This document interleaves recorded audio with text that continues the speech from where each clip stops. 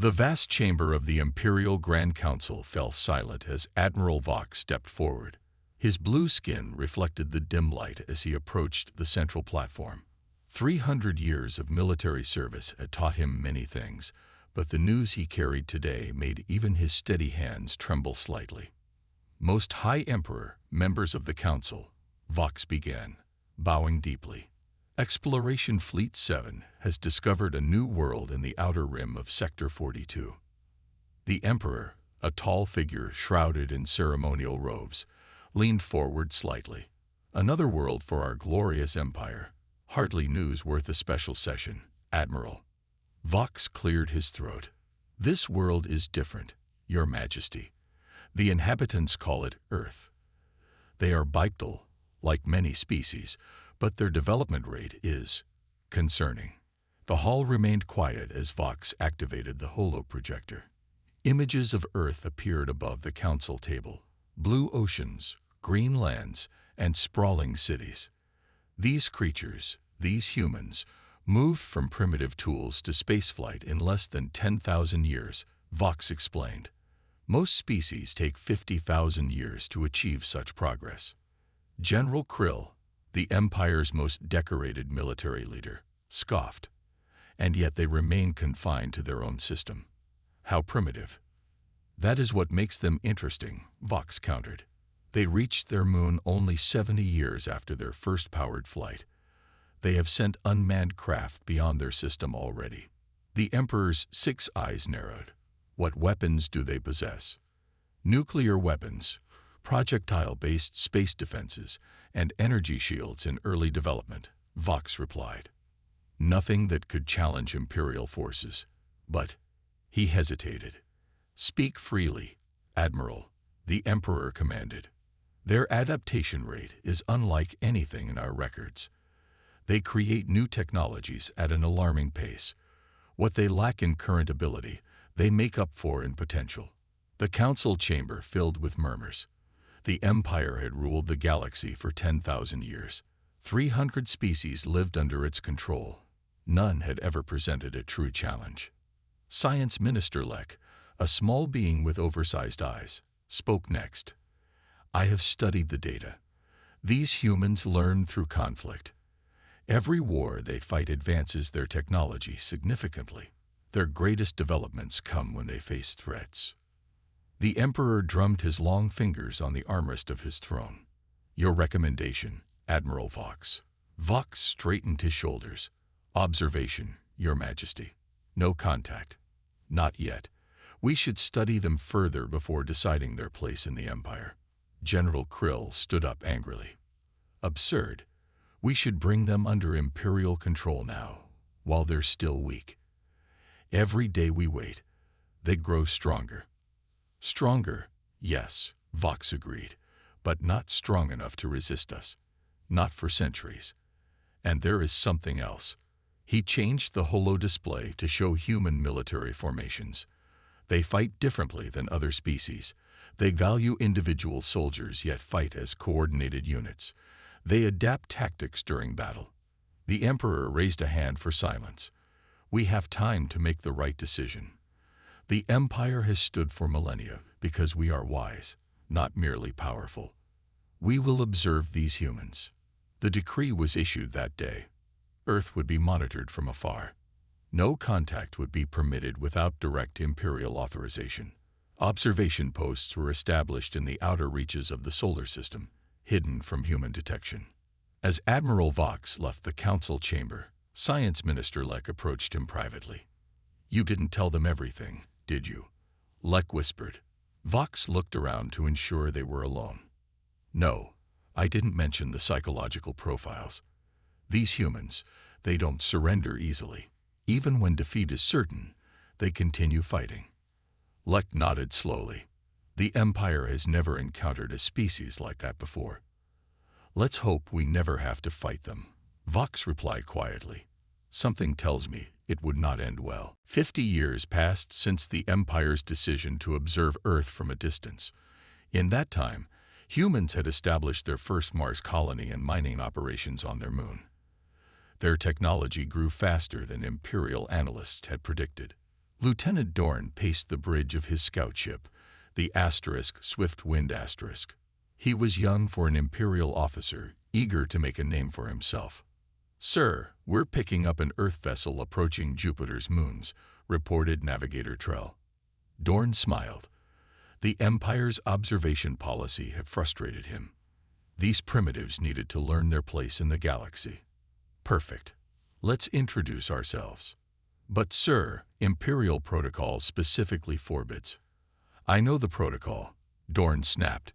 "But how dangerous can these humans be?" "It's time they learned about the Empire they'll eventually serve." The Swift-Wind * decloaked directly in the path of the human vessel. The Earth ship, named Horizon *, was a bulky exploration craft with minimal weapons. Its captain, Thomas Miller, had been heading toward Europa for ice sample collection when the alien ship appeared. "Full stop," Miller ordered, his voice steady despite the shock rippling through his crew. "Open all communication channels. First contact protocol." On the bridge of the Swift-Wind *, Dorn watched with amusement as the human ship halted. "They're transmitting a message, sir," said Communications Officer Wren. "Audio and video." "Let's see these creatures," Dorn replied. Captain Miller's face appeared on screen. He was calm, professional. "Unknown vessel, this is Captain Thomas Miller of the Earth ship Horizon *. We come in peace and wish to establish friendly communication." Dorn laughed. "Look at them. So formal, so naive." He straightened his uniform. "Open a channel." Miller's face showed no fear when the blue-skinned alien appeared on his view screen, only careful curiosity. "Human vessel," Dorn began, his translator converting his words to English. "I am Lieutenant Dorn of the Galactic Imperial Fleet. Your planet now has the honor of knowing it exists within the boundaries of the greatest empire the galaxy has ever known." Miller chose his words carefully. "We are pleased to make contact with your civilization, Lieutenant. We propose a peaceful meeting to establish diplomatic relations." Dorn's eyes narrowed. "Diplomatic relations? You misunderstand. The Empire doesn't establish diplomatic relations with primitive species. You will acknowledge Imperial authority over your system." The bridge of the Horizon * fell silent. Miller straightened in his chair. "With respect, Lieutenant, Earth and its colonies are sovereign. We're happy to discuss peaceful cooperation, but we don't surrender our independence to those we've just met." Dorn's face darkened. "Your insolence is noted. Perhaps a demonstration of Imperial power will adjust your thinking." He turned to his weapons officer. "Fire a warning shot. Minimal power, just enough to frighten them." "Sir," the weapons officer hesitated. "The smallest yield might still." "Do it," Dorn ordered. The Imperial weapon discharged what Dorn considered a trivial burst of energy. But the beam struck the Horizon * with devastating force, tearing through its hull. The human ship's reactor destabilized immediately. On the Horizon's * bridge, alarms blared as systems failed. Miller shouted evacuation orders even as he knew it was too late. "Send emergency transmission to Earth Command," Miller ordered his communications officer. "Send all sensor data on the alien ship." The transmission went out seconds before the Horizon * exploded in a brilliant flash of light. On the Swift-Wind *, Dorn stared in shock. That was not supposed to happen. Navigator Trell looked pale. "Sir," the human ship transmitted before it was destroyed. "They sent data about us to Earth." Dorn slowly sank into his command chair. "Return to base immediately. We must report this incident." Back on Earth, the transmission from the Horizon * arrived. Within hours, the planet's militaries went on high alert. Within days, defense budgets tripled. Within weeks, weapons development programs that had been theoretical became urgent priorities. The Empire had wanted to avoid contact until humans were ready. Now they had no choice. The Imperial High Council chamber erupted in chaos. News of Lieutenant Dorn's unauthorized contact with Earth had reached the capital, and the Emperor's rage was visible in the pulsing red glow of his ceremonial robes. One ship, one simple scout ship has undermined 50 years of careful observation. The Emperor's voice echoed through the vast hall. "Bring me this, Lieutenant Dorn." Admiral Vox stood with his head bowed. "He awaits your judgment, Most High Emperor, but we face a more urgent matter. The humans now know of our existence." General Thax, who had replaced the retired General Krill, stepped forward. His body was marked with scars from 100 campaigns, his voice gruff from years of shouting orders on battlefields across the galaxy. "Let me take a battle fleet to this Earth," Thax declared. "We'll show these humans the price of killing Imperial officers, even if Dorn was a fool. A quick strike, a display of our power, and they'll bow before us." Science Minister Lek, now older but still keen-eyed, shook his head. "The situation requires delicacy, not brute force. The humans have already begun accelerating their weapons development. Our observation posts report energy signatures consistent with advanced shield testing." "Shields?" The Emperor leaned forward. "You said they were decades away from such technology." "They were," Lek replied. "But the encounter with the Swift-Wind has changed everything. They reversed-engineered what little they could observe from Dorn's ship and combined it with their own research." Intelligence Officer Rella, a slender figure dressed in the gray uniform of Imperial Intelligence, stepped into the light. Her species was known for their analytical minds and precognitive abilities. "Most High Emperor, I've studied the human response patterns," she said, her voice soft yet clear. "They are unusual. Other species faced with superior technology typically react with fear, worship, or surrender.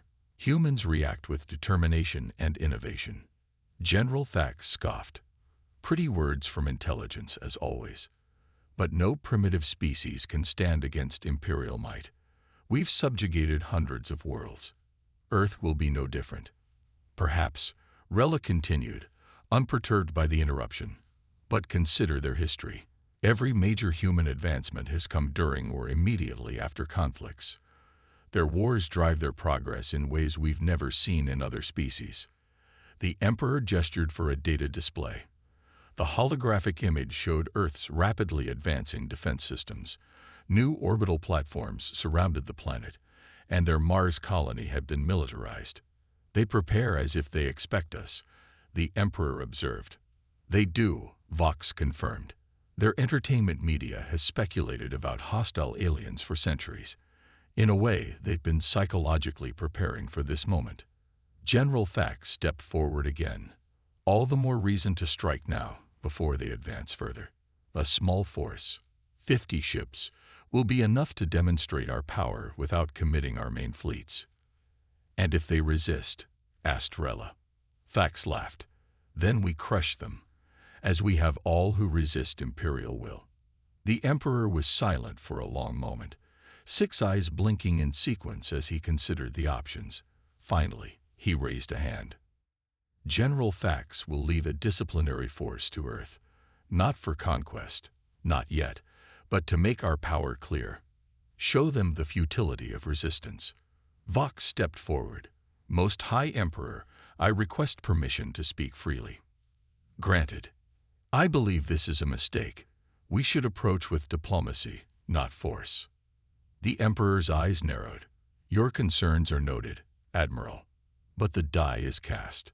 The humans have killed Imperial citizens. There must be a response." As the council dispersed, Rella approached Vox privately. "The General underestimates these humans," she whispered. Vox nodded grimly. "And the Emperor underestimates how costly that mistake might be." In the shipyards above the Imperial capital, General Thax's disciplinary force prepared for departure. 50 warships, each capable of destroying continents, assembled in formation. The crews were confident, even jovial. This would be an easy assignment, a simple show of force against primitives. None suspected they were heading toward the Empire's first true challenge in 1,000 years. General Thax stood on the bridge of the Imperial Might Asterisk, his flagship leading the disciplinary fleet toward Earth. 50 warships moved in perfect formation, their engines leaving trails of blue energy across the blackness of space. "We'll arrive in the Earth system in 10 minutes, sir," reported his navigation officer. Thax nodded, studying the tactical display. Earth's defenses were visible now. Orbital platforms, defense satellites, and a modest fleet of warships protecting their planet. The general smiled. The humans had been busy, but their efforts were pitiful compared to Imperial might. "Open a system-wide broadcast channel when we arrive," Thax ordered. "Let's give them one chance to surrender before we teach them their place." The Imperial fleet dropped out of faster-than-light travel just beyond Mars' orbit. Earth's defense systems immediately detected their presence, and alarms blared throughout the human military command centers. In Earth's unified defense headquarters, Admiral Jackson stood calmly as officers rushed around him. At 62, he had spent the last 5 years preparing for this moment.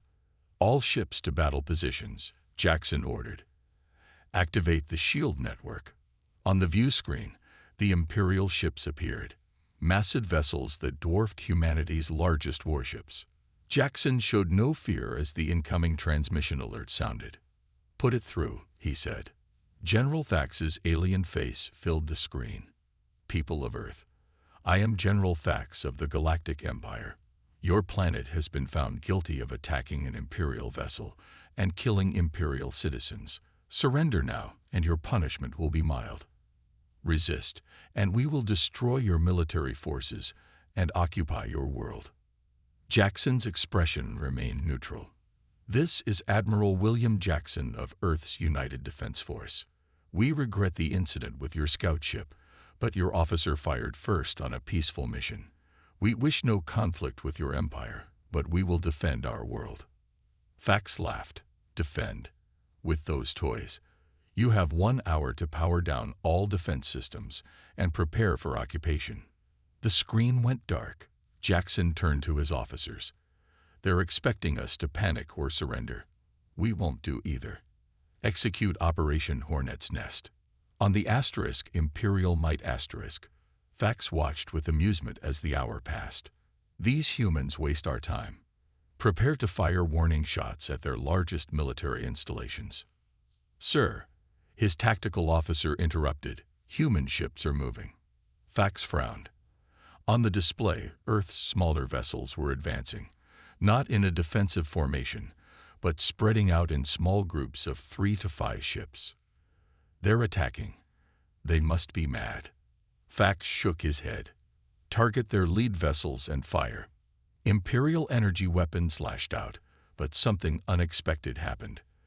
The beams struck blue energy fields surrounding the human ships, shields far more advanced than humans should possess.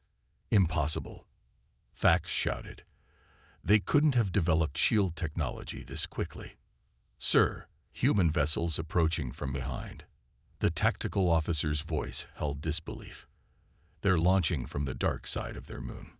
Smaller, faster ships emerged from hidden bases, racing toward the Imperial fleet's flanks. Before Thax could respond, the humans fired their weapons, not energy beams, but thousands of small, guided projectiles. "Primitive missiles," Thax scoffed. "Our point defenses will." His words died as the missiles passed straight through the Imperial defenses, designed to stop energy weapons, not physical objects. The missiles detonated against Imperial hulls, causing unexpected damage. "They're targeting our engines and weapon systems," his second-in-command shouted. As the Imperial ships turned to face this new threat, Earth's main fleet closed in. Their ships moved in unpredictable patterns, making them difficult targets while they fired continuously. 3 Imperial ships exploded in quick succession. Thax stared in disbelief as damage reports flooded in. A quarter of his fleet was already severely damaged. "This is impossible," Thax whispered. "They're primitives."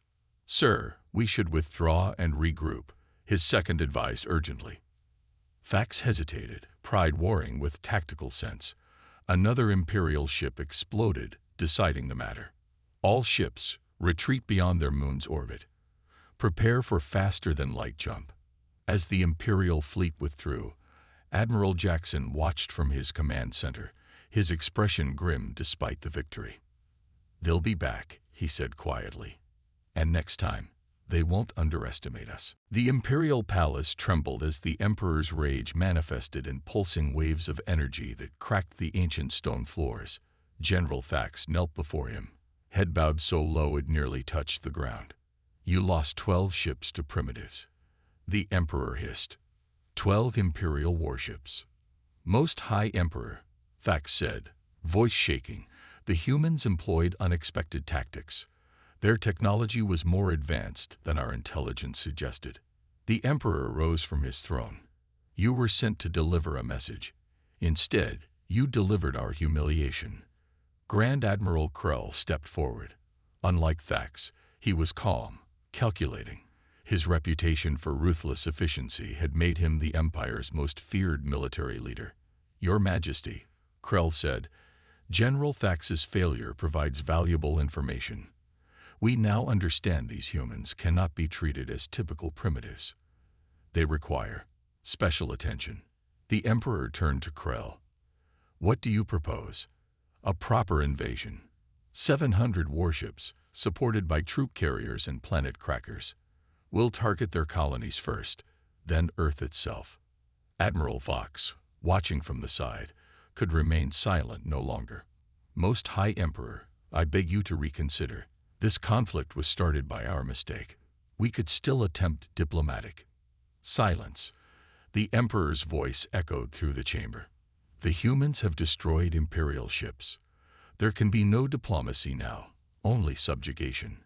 He turned to Krell. "You have command of this war, Grand Admiral.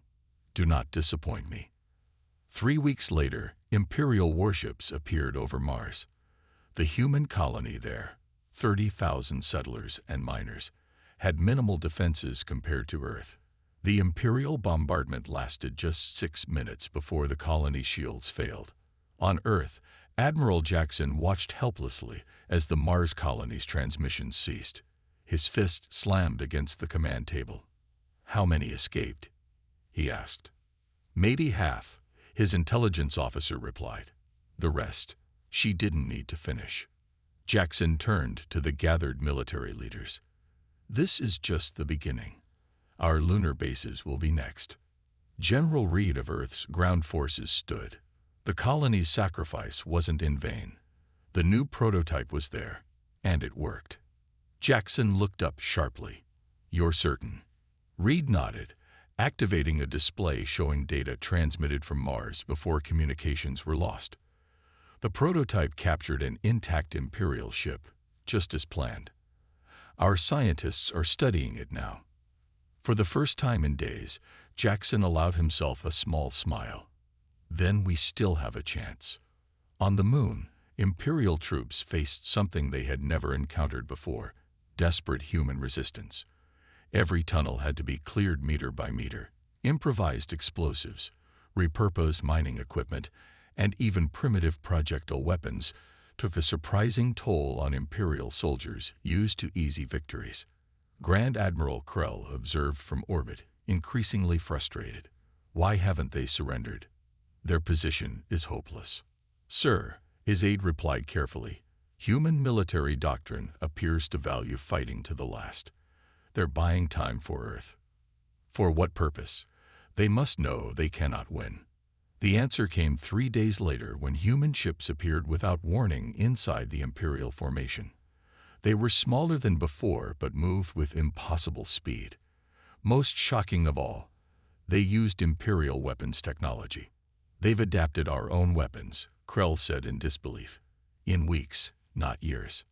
The battle above the moon turned chaotic as human ships darted between Imperial vessels, firing with precision before vanishing again. When Krell ordered his ships to pursue, they found the humans had somehow mastered short-range, faster-than-light jumps, technology that should have been centuries beyond them. On Earth, in a hidden facility deep beneath the Pacific Ocean, Scientists worked day and night studying the captured Imperial technology. Engineers rebuilt systems, improved them, and integrated them with human innovations. Production facilities across the planet shifted to war manufacturing.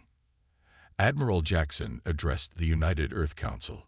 "We cannot match their numbers or the raw power of their ships. But we don't need to.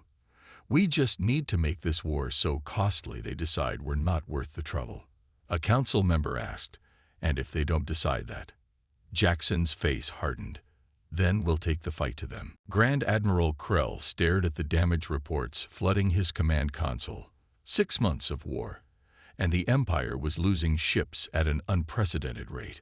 The humans had abandoned conventional warfare after losing Mars and the Moon. Now they struck from nowhere, destroying Imperial supply ships and isolated patrols before disappearing again. "Another attack, sir," his aide reported. "The outpost on Proxima Centauri has gone silent." Krell's fists tightened. Proxima Centauri was the Empire's forward base for the Earth campaign. Its loss would severely hamper operations. How did they even reach it? "Human ships don't have that range." "Unknown, sir. But we detected unusual energy signatures before communications were lost." Krell was about to respond when emergency alerts blared throughout his flagship. "What now?" "Sir," his tactical officer said, voice strained, "we're detecting multiple human ships. They've appeared inside the Cirrus defense perimeter." "Impossible. No ship can jump that precisely." But the tactical display confirmed it. Human vessels had appeared without warning among the Imperial fleet guarding the dwarf planet Ceres, now the Empire's main base in the solar system. The battle was brief and devastating. Human ships moved with uncanny coordination, targeting Imperial vessels with weapons the Empire recognized as their own, but modified, improved. Krell ordered reinforcements, but by the time they arrived, the humans had vanished, leaving behind destroyed Imperial ships and a heavily damaged base. As Krell struggled to reorganize his forces, an even more alarming report arrived from across the galaxy. "Grand Admiral," the message began, "Imperial colony world Craxus VI under attack by unknown ships. Request immediate assistance." Craxus VI was hundreds of light years from Earth, deep within Imperial space. It should have been impossible for humans to reach it. Similar reports followed quickly. 3 more Imperial worlds under attack, all far from Earth, all reporting the same thing. Small, fast ships appearing from nowhere, striking with surgical precision, then vanishing again. In the Emperor's throne room, panic had replaced confidence. "How are they doing this?" the Emperor demanded. "How have they spread so far so quickly?" Admiral Vox, brought back from retirement to advise on the crisis, spoke carefully. "They've adapted our jump technology but applied their own innovations. They're using small ships because they can calculate more precise jumps with less mass." "You sound almost admiring," the Emperor accused. "I am," Vox admitted. "What they've accomplished in 6 months would take most species centuries." Before the Emperor could respond, a guard rushed in. "Most High Emperor, a human ship has appeared in orbit around the capital." The palace shook as planetary defenses engaged. The Emperor stood, eyes wide with disbelief. "Here, they've reached the Imperial homeworld." The single human ship made no aggressive moves. Instead, it transmitted a message and released a shuttle carrying the single passenger, Commander Lox, an Imperial officer captured 3 months earlier. Lox was brought before the Emperor, still wearing his uniform, though it hung loosely on his thinner frame. He knelt, but his eyes held no fear. "Speak," the Emperor commanded. "I bring a message from Admiral Jackson and the United Earth government," Lox said clearly. "I was treated well in captivity. They healed my wounds and asked only that I observe their civilization." "What is their message?" the Emperor asked. Lox took a deep breath. "They said, we didn't want this war. Leave us alone or face extinction." The throne room fell silent. "They also showed me something I was to report directly to you," Lox continued. They have developed a weapon that can trigger a star to go nova. They demonstrated it on an uninhabited system. Science Minister Lek gasped. That's theoretically impossible. So was jumping directly to our capital, Vox said quietly. That's not all, Lox added. They showed me their production facilities. They're building thousands of ships, each capable of reaching any point in the Empire within days. They say they will use the Nova weapon on Imperial core worlds if we continue this war. The Emperor sank back into his throne. For the first time in the Empire's 10,000-year history, it faced a true existential threat. Return to your quarters, Commander, he ordered Lox. We must consider this message. As Lox was led away, Vox approached the throne. I warned of this possibility, Most High Emperor. Yes, the Emperor replied distantly. You did. The Imperial Council chamber was filled to capacity. Representatives from every corner of the vast empire had been summoned for this unprecedented emergency session. At the center of the room, the Emperor sat motionless, his ceremonial robes dulled to a deep purple, the color of mourning. Bring them in, the Emperor commanded, his voice weary. The massive doors swung open to reveal three ancient beings. The crowd murmured in shock. These were the elder species, the first civilizations to join the Empire thousands of years ago. They rarely left their homeworlds, and none had seen all three together in living memory. The elders glided to the center of the chamber. The oldest of them, Mentor Zil, spoke in a voice that seemed to echo from the distant past. You have awakened something terrible, Zil said without preamble. We have reviewed the reports of these humans. We recognize what they are. The Emperor leaned forward. Explain. There have been other species like them, Zil continued. Adaptive predators, quick learners, born survivors. We encountered 3 such species in the early days of the galaxy. What happened to them? Admiral Vox asked. We destroyed them, answered the second elder, Keeper Mal. We had no choice. They expanded too quickly, adapted too readily. They could not be controlled. The third elder, Seerdon, raised a gnarled hand. But these humans are different, more dangerous. The others needed centuries to reach the level humans have achieved in months. The Emperor's 6 eyes blinked slowly. Can they be defeated? The 3 elders exchanged glances before Zil spoke again. Yes, but the cost would be ruinous. Half the Empire would burn before victory was achieved. And even then, we might find they had hidden colonies that would emerge later, stronger and more vengeful. General Thax, reinstated after Krell's failure, stood angrily. This is absurd. We cannot surrender to primitives. Silence, the Emperor commanded. Continue, Mentor Zil. The humans have sent a clear message, Zil said. They do not seek to destroy the Empire. They only wish to be left alone. This is unusual.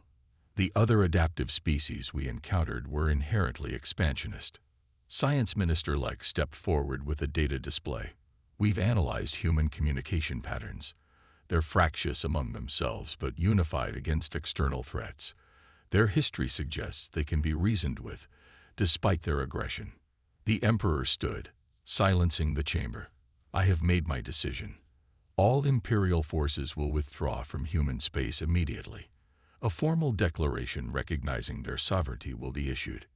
Gasps and protests filled the room, but the Emperor raised his hand for silence. This is not defeat, he declared. This is wisdom. Why waste our strength on a war that offers little gain and tremendous cost? The humans wish only for independence. Let them have it. 3 days later, Admiral Jackson stood on the bridge of Earth's flagship, Defiance *, watching as Imperial ships jumped away from the solar system one by one. Beside him, General Reed shook his head in disbelief. They're actually leaving, Reed said. We did it. Jackson nodded slowly. For now, but they'll be watching us, studying us, making sure we keep our word. And will we? Reed asked quietly. That's not my decision, Jackson replied. But I hope so. We've proven we can fight them if necessary.